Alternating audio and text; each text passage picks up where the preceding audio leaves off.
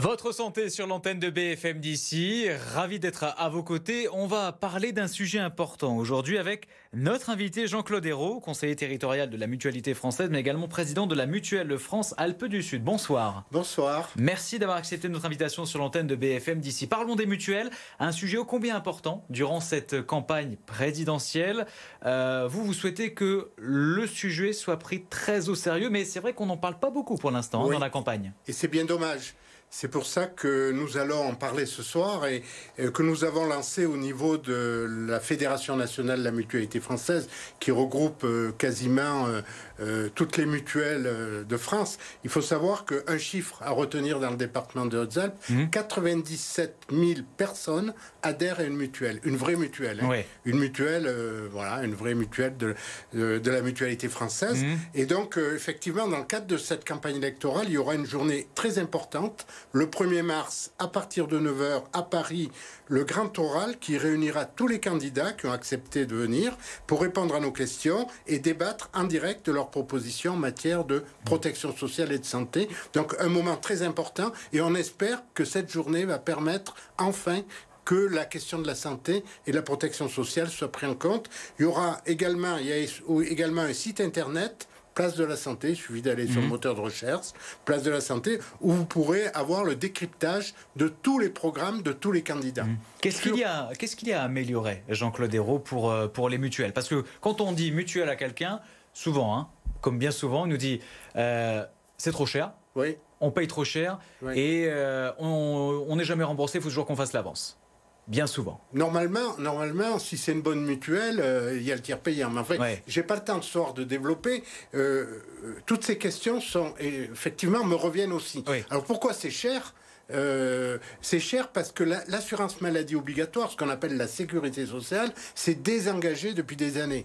Et donc les complémentaires santé ont pris le relais. Et forcément, prenant le relais, eh bien, elles appellent des cotisations de plus en plus importantes. Je prends un seul exemple, c'est les dépassements d'honoraires.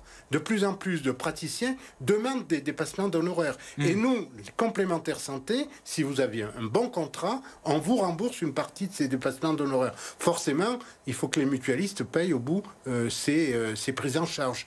Mais dans les sujets qui me paraissent importants aujourd'hui, il y en a deux que j'ai sélectionnés.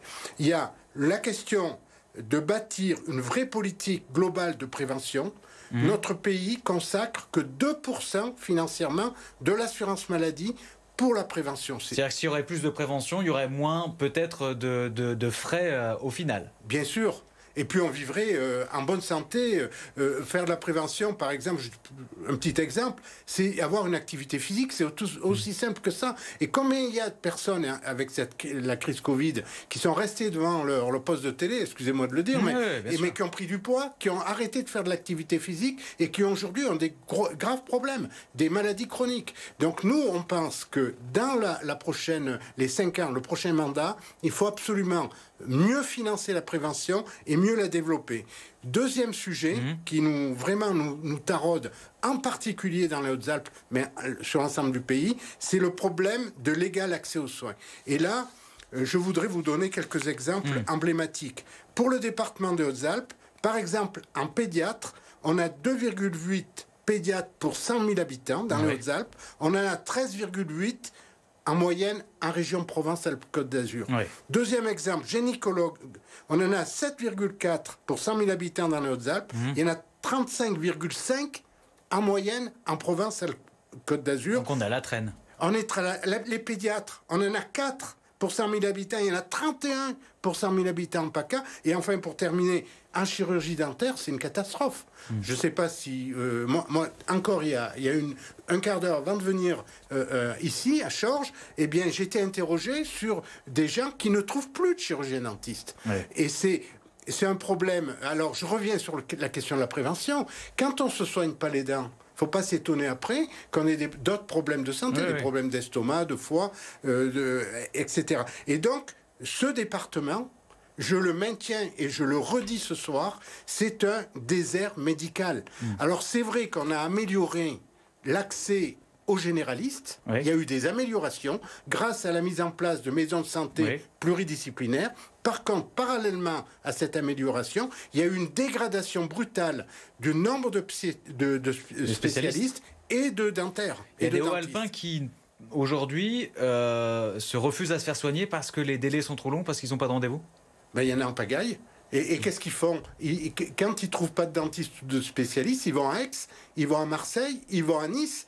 Sauf que, d'abord, il faut se déplacer, ça coûte de l'argent. Et en plus, il y a plein de gens qui n'ont pas les moyens d'aller se faire soigner à Marseille ou ailleurs. Et donc là, on a un grave problème. D'ailleurs, la preuve qu'on est dans un désert médical, une information importante, suite à notre intervention des mutualistes au Conseil territorial de santé qui s'est réuni dernièrement, on a obtenu que l'ensemble du département des Hautes-Alpes soit en zonage.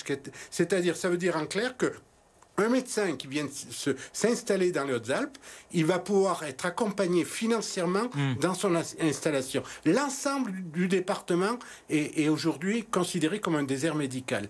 Et ça, c'est un dossier, une affaire très importante qu'il faut prendre au sérieux. Et personnellement, ce que je propose depuis des années, c'est d'organiser les états généraux de la santé dans le département des Hautes-Alpes qui nous permettraient de réunir tous les acteurs, les élus bien évidemment, les professionnels de santé, ou n'oubliez personne, le monde associatif, le monde mutualiste. On se met autour d'une table et on voit comment ensemble on passe cette période qui va être longue. Parce que ce désert médical, ce problème d'accès aux soins va être long parce que le temps, il faut 10 ans pour former des médecins.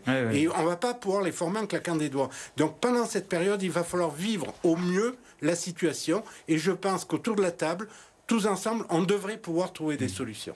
Merci beaucoup, Jean-Claude Ayrault, d'avoir été notre invité ce soir. Et on voit que le sujet de la mutualité vous tient à cœur et sera, on l'espère, valorisé et évoqué durant cette campagne présidentielle. On poursuit ce rendez-vous santé avec la rentrée des classes qui s'est fait sans masque, en extérieur. En début de semaine, il y avait beaucoup de sourires dans le département des Hautes-Alpes. C'est ce qu'a pu constater Julia Pellegrini qui s'est baladée entre Gap et la Batignolles.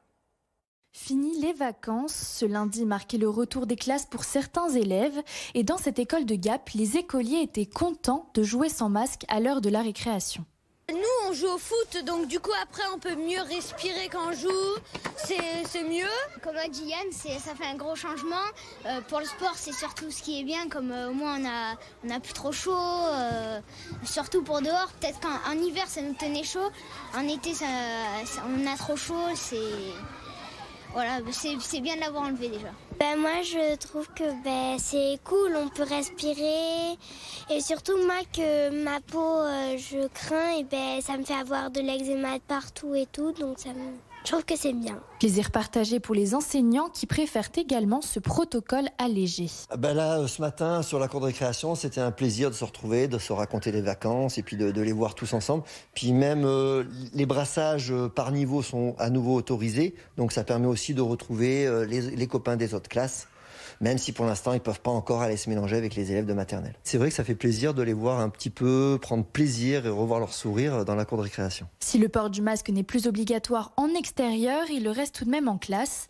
D'après le ministre de l'Éducation nationale, les élèves devraient pouvoir ôter le masque en intérieur avant la fin de l'année scolaire. Ce rendez-vous santé est à présent terminé. On se retrouve la semaine prochaine pour un nouveau numéro.